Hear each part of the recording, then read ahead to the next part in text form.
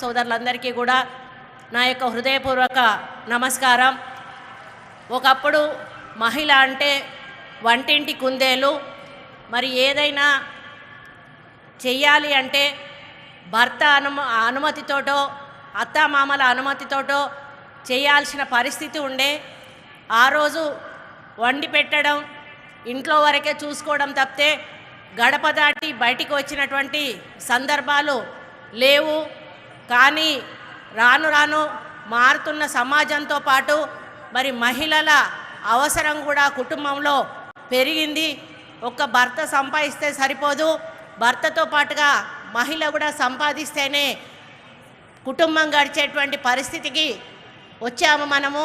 ఆ సమయంలో మరి రాజశేఖర రెడ్డి గారు ముఖ్యమంత్రిగా ఉన్నప్పుడు ఐకేపీ ప్రవేశపెట్టి మహిళా గ్రూపులను ఏర్పాటు చేసి పావలా వడ్డీ ఇచ్చి అభయాస్తం ఇచ్చి ఆ రోజు పెన్షన్స్ ఇచ్చి మరి అందరికీ కూడా ఇండ్లు ఇచ్చి మహిళల గౌరవాన్ని పెంచి ఆ రోజు గ్యాస్ కూడా దీపం పథకం ద్వారా ఇచ్చి మరి మహిళల కంట్లో కన్నీళ్ళు రాకూడదు.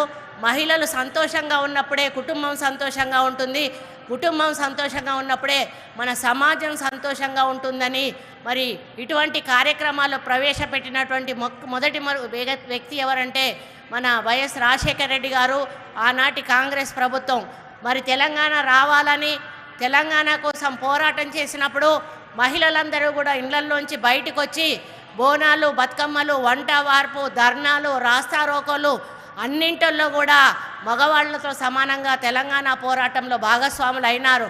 మీరందరూ కూడా మీ కొడుకులకు మీ బిడ్డలకు ఉద్యోగాలు వస్తాయని, మీకు మంచి భవిష్యత్తు ఉంటుందని, తెలంగాణ వస్తే మనం అందరం కూడా సంతోషంగా ఉంటామని ఆనాడు పోరాటం చేస్తే మన పిల్లలు ఆ రోజు ఆత్మహత్య చేసుకుంటే సోనియా గాంధీ గారు ఎవ్వరూ కూడా ఇంకా చచ్చిపోవడానికి వీల్లేదు, మరి ఇంకొక ప్రాణం పోయినా మంచిది కాదు అని చెప్పి ఆమె తెలంగాణ ఇవ్వడం జరిగింది.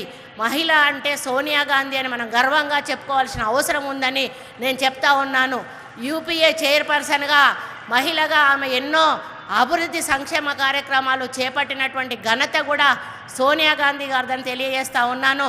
మరి అంతకుముందు మనం రాజకీయాల్లో పోటీ చేసేవాళ్ళం కాదు. ఎప్పుడైతే రాజీవ్ గాంధీ గారు 33% రిజర్వేషన్ లోకల్ బాడీల్లో ప్రవేశపెట్టారో అప్పటి నుంచి మహిళలు సర్పంచ్లుగా, ఎంపీటీసీలుగా, జెడ్పీటీసీలుగా, ఎంపీపీలుగా, జెడ్పీ చైర్మన్లుగా, ఎమ్మెల్యేలుగా, ఎమ్మెల్సీలుగా ఈరోజు కొనసాగుతున్నారు. అంటే ఆ రోజు రాజీవ్ గాంధీ గారు కాంగ్రెస్ ప్రభుత్వ హయాంలో ప్రవేశపెట్టిన 33% రిజర్వేషన్ దానికి ఉదాహరణ అని చెప్తా ఉన్నాను.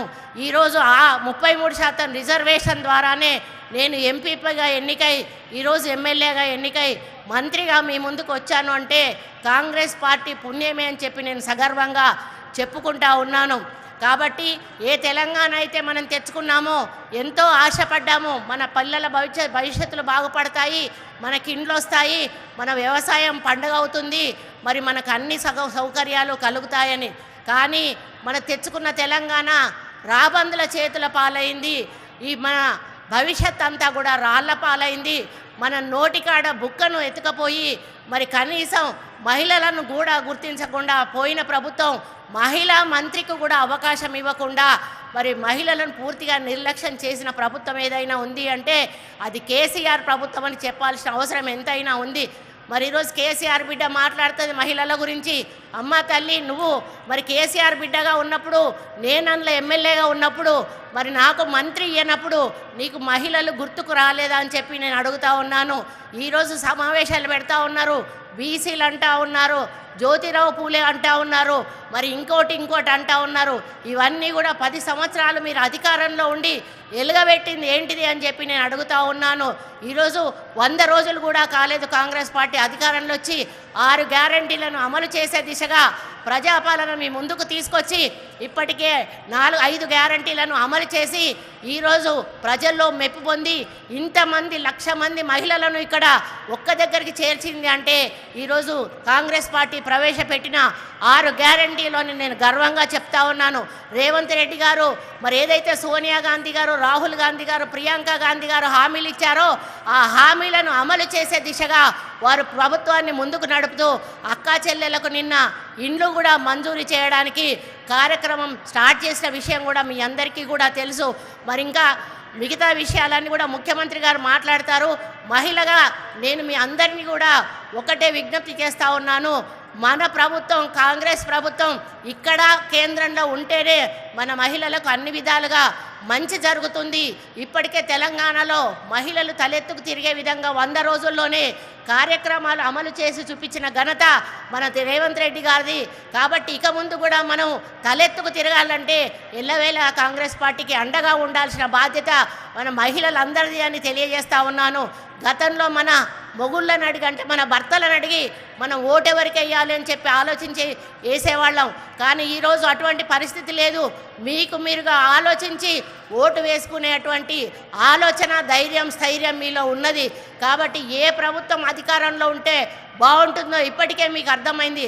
అటువంటి ప్రభుత్వానికి మీరు అండగా దండగా ఉండి ఆశీర్వదించి ముందుకు నడపాలని మిమ్మల్ని కూడా విజ్ఞప్తి చేస్తూ మీ అందరికీ కూడా పేరు పేరున ధన్యవాదాలు అర్పించుకుంటూ సెలవు తీసుకుంటాను. జై కాంగ్రెస్.